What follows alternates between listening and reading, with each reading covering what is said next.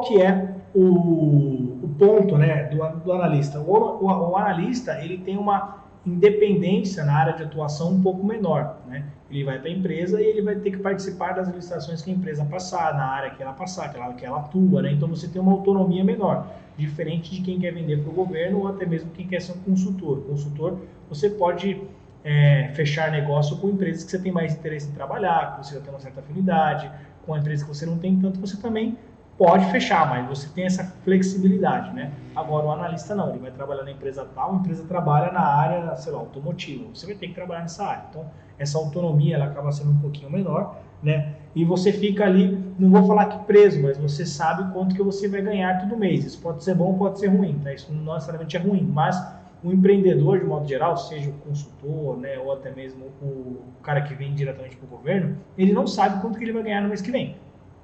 Isso pode ser bom, pode ser ruim, né? Pode ser 40 mil ou pode ser zero. Então, depende muito. Agora, o analista, ele tem essa previsibilidade, né? Ele é CLT, isso, veja como quiser, não estou falando que é bom ou que é ruim, mas ele tem férias, mas ele tem um salário fixo, não é variável, né? Ele tem, deixa eu pensar aqui, ele tem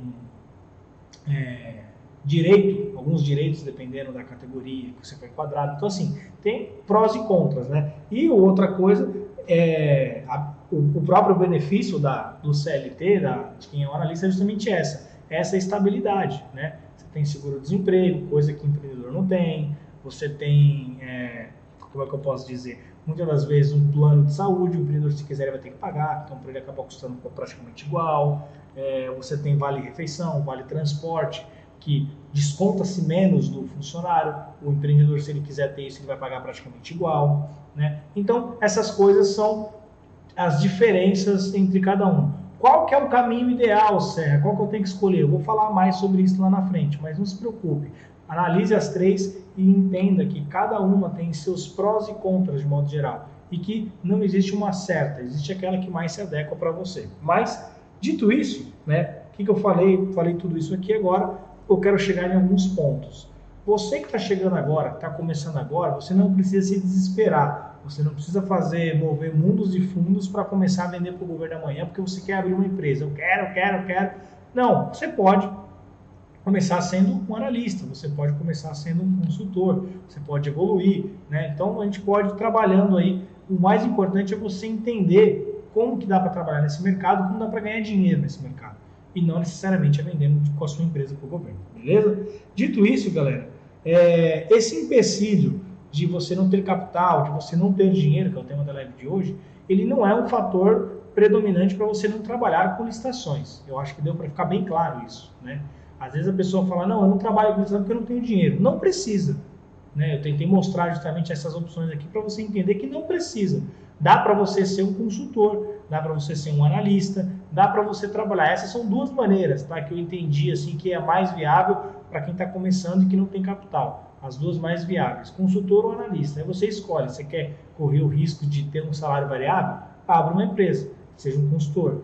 Você quer trabalhar com vários clientes? Beleza. Agora, não, eu quero ter uma estabilidade, eu quero ter um CLT, eu quero folgar em feriado, eu quero, sei lá, trabalhar de segunda a sexta, 8 horas por dia, né? Então, vai ser um analista, não tem nada de errado, tá, galera? Eu, de modo geral, apesar de ter uma visão empreendedora, eu não condeno a pessoa que quer ser CLT, tá? Eu acho que ela tá certa, cada um tem seus objetivos. Eu estava, inclusive, conversando uma vez com um pessoal, um amigo meu, e ele falou, cara, eu já quis muito empreender, né? Só que chega a dados momentos da vida que você começa a cogitar se realmente esse risco é benéfico, não só para mim, mas para minha família, né? Para os meus filhos, para o meu futuro. E aí, beleza, é uma opção dele. Eu, né, depende da idade que você tá, você quer empreender, dependendo da idade que você quer, você já não acha que é o momento de correr tanto risco, apesar de eu achar que isso aí não existe hora para empreender, né, mas eu não vou entrar no mérito. A ideia é que você escolha a melhor opção para você. Não necessariamente é um analista, não necessariamente um consultor, não necessariamente é vender diretamente para o governo, beleza? Então, não é um empecilho você não ter dinheiro para começar nesse mercado e muitas pessoas pensam que só é possível ter sucesso se tiver dinheiro, tá? Ah, eu tenho que ter dinheiro para ter sucesso. Eu concordo com aquela frase de que, de fato, dinheiro atrai dinheiro, as oportunidades aparecem, as coisas realmente acontecem quando você tem dinheiro. Mas não é apesar de eu concordar com essa frase, eu não acho que ela é dinheiro só atrai dinheiro, não. Né? Para você ter dinheiro, para você ganhar, você precisa ter dinheiro. Não. Eu acho que talvez facilite, realmente. Mas nada que seja impossível. Nós, por exemplo, o exemplo que eu estou falando aqui, a Magna começou sem nada. A gente não tinha dinheiro nem para formalizar a empresa. A gente foi formalizar depois de um tempo. E quando foi formalizado, ficou devendo a contadora ainda. Foi pagar depois. Pegou o dinheiro emprestado numa época. Então, assim, tanto com parentes, o pai do Garça, tanto no banco. Então, hoje a gente está tranquilo, né? Com as finanças organizadas, está tudo certinho. Mas nem sempre foi assim, porque a gente começou do nada, do zero. Não tinha dinheiro para isso. Então, apesar de eu acreditar, como eu falei, naquela máxima de que para você ganhar dinheiro, você precisa ter dinheiro, eu acho que isso facilita. Não que seja exclusivamente para você ganhar dinheiro, você tem que ter dinheiro. Não é exclusivamente, não é o único caminho. De fato, é um caminho. Mas tem outros, tá? E dá para você ganhar muito dinheiro sem ter dinheiro, beleza? Vendendo o seu tempo é uma delas, que é o consultor, né? Então, pessoal, seguindo com a minha linha de raciocínio aqui, né? Eu sei que isso dá certo, que você não precisa de dinheiro para começar, e não é só porque eu vivi isso, né? De fato, eu aprendi e cresci, a gente começou a Magna sem ter dinheiro. Só que eu tenho mais algumas provas, eu não sou a única pessoa. Eu tenho alunos que a gente conseguiu, até mesmo clientes. Eu lembro que no começo a gente fechava com alguns clientes que o cara tinha acabado de abrir empresa, queria terceirizar a licitação. Hoje em dia a gente nem pega muito mais porque sabe que é muito trabalhoso, mas a gente pegou alguns clientes no começo que não tinha acabado de abrir empresa e começou a ganhar licitação para ele e tudo. E teve um cliente que, se não me engano, até depois foi para fora do país. Falou, olha, não quero mais ir no Brasil, mas trabalhava com licitação. Então, assim, a gente conhece pessoas que começaram sem ter de capital. Claro, tem outras que começaram com capital. E eu não vou negar o fato de que se você já tem capital, a sua vida pode ser um pouco mais fácil, se você tiver sabedoria, né? Não vou falar que não. Eu não sou hipócrita ao ponto de falar, não. São as mesmas condições. Se você tem capital, se não tem, não. A vida de quem tem um pouco de capital tende a ser mais fácil se a pessoa tiver sabedoria, né? Quantas pessoas você vê que não quebra a cara mesmo tendo capital? Então, não é uma regra. Tende a ser mais fácil. Mas, eu acredito muito que você consegue chegar lá. Porque, no final das contas, acaba sendo uma briga, uma guerra, uma luta sua consigo mesmo. Ninguém vai abaixar o sarrafo porque você está vindo de uma condição não tão favorável quanto outras. Eu já entendi isso na minha vida. Então, o fato de eu não vir de uma família rica não quer dizer que alguém vai me ajudar. Então, eu entendi isso e falei, não, tudo bem. Eu sei que talvez eu tenha que fazer um esforço maior para chegar em alguns lugares. Eu entendi. Ah, mas isso é injusto. Tudo bem, sendo justo, sendo injusto, eu concordando ou não, o fato é esse, e se eu quiser chegar lá, eu vou ter que correr um pouco mais. Tranquilo, pô. Eu entendi isso. Eu vou dar um exemplo fácil para vocês entenderem. Eu lembro que no primeiro ano de quartel, em 2009, eu morava muito longe do quartel, né? Eu morava numa zona da periferia de São Paulo e eu pegava 4 ônibus para chegar no quartel. A gente tinha que chegar lá às 7h15 pronto. 7h15 pronto. Pronto que eu digo é barba feita, né? Tudo pronto, roupa, tudo em condições. E você não podia ir fardado, você tem que ir e se trocar lá, né? Inclusive o 7h15 é o horário de TFM, que era a corrida, né? A gente fazia atividade física de modo geral. Geralmente você corre, mas tem outras coisas. E eu acordava 15 para as 4. Eu acordava 15 para as 4 e saía de casa exatamente 4h15. Eu pegava os primeiros ônibus ali e eu pegava 4 ônibus para chegar lá. E eu entendi que tem pessoas que o pai, o parente, alugou um apartamento na rua do quartel. Na rua do quartel. Para ele morar lá enquanto ele estava fazendo o quartel. E essa pessoa acordava, se eu acordava 15 para as 4, esse cara acordava pelo menos 6h30. 6h30 eu estava acordado já quase 2 horas. Né? Então, assim, e chegava lá, eu tinha que fazer as mesmas coisas que ele. Seríamos avaliados pelo que estávamos fazendo lá dentro. O tempo que você demorou para chegar é um problema seu. E eu entendi. Né? Eu falei, tudo bem. Eu não vou ficar chateado com o cara, porque se ele está nessa condição, é porque alguém em algum momento conseguiu proporcionar isso para ele. E é o que eu quero proporcionar para o meu filho. Mas eu não vou deixar de fazer o que eu tenho que fazer. Talvez eu tenha que fazer um esforço a mais. Talvez eu tenha que fazer um esforço a mais. Mas ninguém vai falar assim, tadinho do Serra, olha lá. Tadinho nada, amigo. Ninguém abaixou o sarrafo para mim. o sarrafo é aquele, se você não chegar lá, tá tranquilo. Então, para você que está começando um empreendimento, para você que vem de uma situação diferenciada, que não é uma situação privilegiada, meu amigo, eu entendo a sua realidade, não vem uma realidade boa também, mas o fato é que ninguém vai abaixar o sarrafo para você. Ninguém vai. Então, você vai ter que fazer o que tem que fazer, beleza? Nem queria entrar nessa área, não tem nada a ver com o tema da live, tá, galera? Mas acabei me alongando um pouquinho aqui. E eu espero que vocês tenham entendido e não tenham me levado a mal, tá, galera? Não tenham me levado a mal. Eu não tenho nada contra ninguém e, pelo contrário, eu estou aqui para fazer o meu, tentar, né, cada vez melhorar e isso aí. Vamos lá. Então, como eu falei, nós temos vários exemplos de que dá certo, dá para você começar sem dinheiro. Nós somos um desses exemplos. Tem alunos nossos, dentre outras pessoas. Deixa eu passar para a próxima página aqui da fala. Eu vi que teve uma pergunta no Instagram, deixa eu responder a perguntinha aqui e a gente já termina. Sobre o curso, você fala sobre proposta de preço e qual é a planilha você indica? Tem sim o DM Import, acho que é isso, né? Tem sim no nosso curso, não só a proposta, tem um modelo de proposta para você seguir, claro, e tem, inclusive, você geralmente ganha de bônus um curso sobre planilha, tá? Que é para você formalizar sua planilha de custos, principalmente para quem trabalha com terceirização de mão de obra, tá? Tem lá como que você monta, então o nosso treinamento tem sim. E no curso, claramente, se algum curso não oferecer isso, esquece que não é um curso bom. Faz parte da licitação você aprender a montar a sua proposta, né? Então, inclusive tem uma aula de precificação no nosso curso, que eu fiz recente, eu fiz esse ano não, né? Eu fiz ano passado. A gente colocou uma aula lá de precificação de produtos para quem está começando agora, para quem está com dificuldade de precificar. Quem já tem uma empresa aberta já não é tão novidade isso, mas para quem está querendo começar agora vai ajudar. Então tem uma aula lá de precificação. Então o nosso treinamento de modéstia, bem à parte, ele é bem completo, né? No curso Ensina Recursos e Impugnações, tem lá também uma aula só tem um treinamento à parte que você ganha, que é como impugnar um edital, recurso e contra-razões. É um curso à parte que você ganha também, beleza?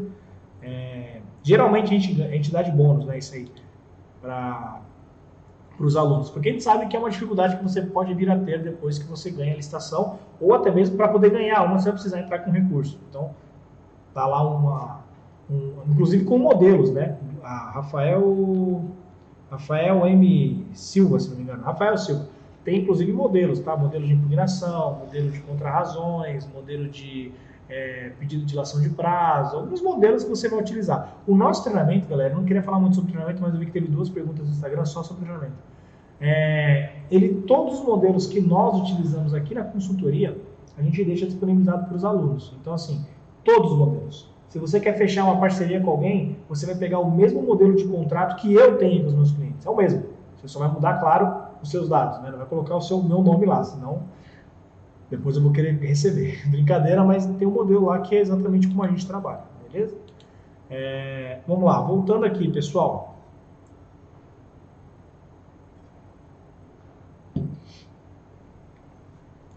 Algumas pessoas vão falar que não vai ter tempo para começar a estudar sobre o mercado das licitações, né? Falam, pô, eu não tenho dinheiro e eu não tenho tempo para isso. E aí, o que eu vou te falar pode doer um pouco mais. Eu vou acabar entrando nessa esfera um pouco mais motivacional de novo. O fato de você não ter tempo é justamente o motivo que você precisa aprender algo novo para você começar a ganhar dinheiro, para você começar a ter mais tempo. Porque na vida, eu vejo que geralmente você paga as coisas com dinheiro ou com tempo, né? E o tempo está muito atrelado ao dinheiro, muito atrelado. Quanto custa uma hora de trabalho sua? Você já fez as contas? Você, por acaso, no CLT hoje, você já fez as contas de quanto que você ganha por hora trabalhado? Eu vi, inclusive, um trecho de um podcast, que isso aí não foi nem eu que falei, foi aquele cara do Primo Rico, se não me engano. E faz total sentido.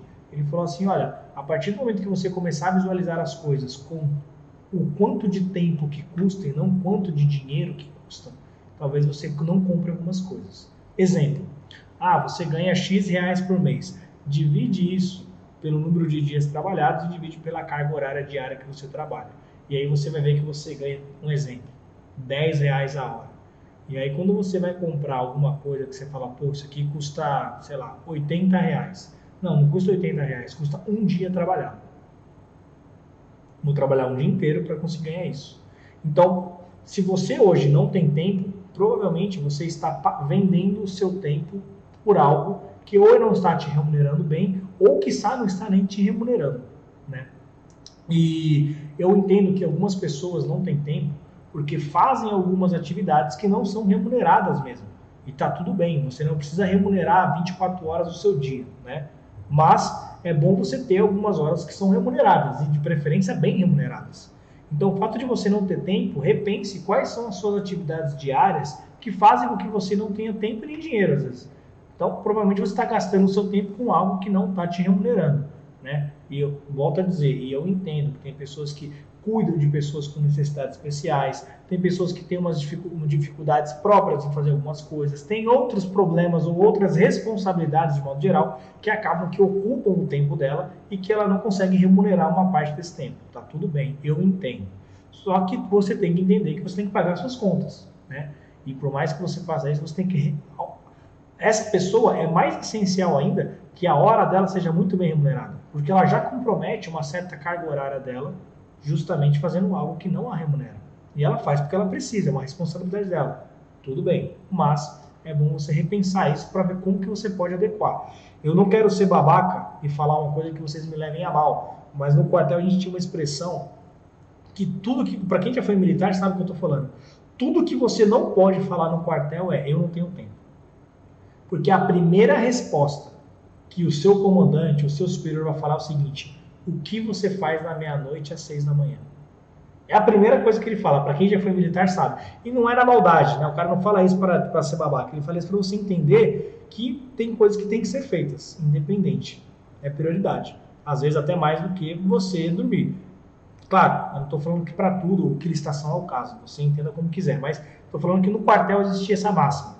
Você pode falar, alegar qualquer coisa no quartel, menos que não deu tempo. Porque se você falar, não deu tempo, o cara vai falar assim, o que você fez da meia-noite às 6 da manhã? É a primeira coisa que ele vai falar. Ah, eu dormi. Ah, você dormiu? Então você tinha tempo. E claro, galera, não estou falando pra você ficar varando noite sem dormir, não. Mas, eu dou um exemplo nosso. Eu e o Garça, durante um bom tempo, a gente fazia capacitações. Até hoje fazemos, mas não nessa mesma intensidade. Teve dado momento que a gente fazia muitas capacitações. Hoje é um pouco mais pontual em certas coisas, né? Então a gente fazia o quê? A gente trabalhava todos os dias, das 8, das 9 ali às 6 da tarde, parava, tomava um banho, tomava um café, comia alguma coisa, chegava umas 9, 10 horas, logava os dois e falava, vamos estudar agora, vamos. E aí a gente começava a fazer um treinamento. Era online, começava a fazer. E ia até meia-noite, 1 da manhã, 1h30, 2 horas, beleza, estamos cansados, já não está aproveitando mais, vamos deslogar aqui, beleza, até amanhã, valeu, 8 horas da manhã, que é um esforço temporário. É um esforço temporário. Durante um tempo a gente fez isso, até quando a gente começou a plantar, a colher, na verdade, né? E isso a gente entendia que era o plantio. E é complicado você plantar enquanto você está, a vida não para, né, para você plantar. Então você tem que fazer o que você está fazendo e começar a plantar coisas novas. Vai chegar um momento que você vai começar a colher essas coisas novas. Aí talvez seja o momento de você mudar um pouco o seu, né? Migrar para essa nova empreitada que você já plantou durante um tempo. Mas essa transição ela é dura, né? E infelizmente ela é assim mesmo. Ela acaba sendo um pouco mais dolorosa, porque durante um certo período você precisa continuar fazendo a roda girar no que você já está fazendo e plantar para fazer coisas ainda maiores. Só que essa transição é doída, porque você vai ter que achar tempo. E às vezes é isso, a gente fazia. Não estou falando para você fazer, não estou falando que é o certo. Estou contando o meu relato aqui e que deu certo. Não estou falando para você fazer e eu não sei se vai dar certo para você. Depende do seu empenho, depende de como você está fazendo, depende de vários fatores que eu não controlo e não tenho como te dar uma garantia, tá? Mas o fato é que durante essa transição você vai acabar precisando fazer um esforço a mais. E isso é para tudo, tá, galera? É para tudo. Quantas pessoas aqui que estão assistindo essa live, durante dado momento da vida, não trabalhava e estudava? Durante esse período de transição, é um esforço maior. Fazia faculdade e trabalhava. Ou você está nessa situação hoje, você trabalha e estuda. Sua jornada é enorme. Beleza, você está plantando.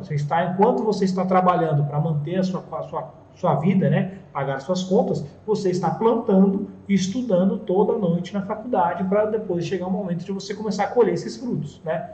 Na licitação, provavelmente durante um tempo vai ser assim também. Não necessariamente durante a noite, não necessariamente durante 4 anos, mas o conceito é o mesmo, beleza?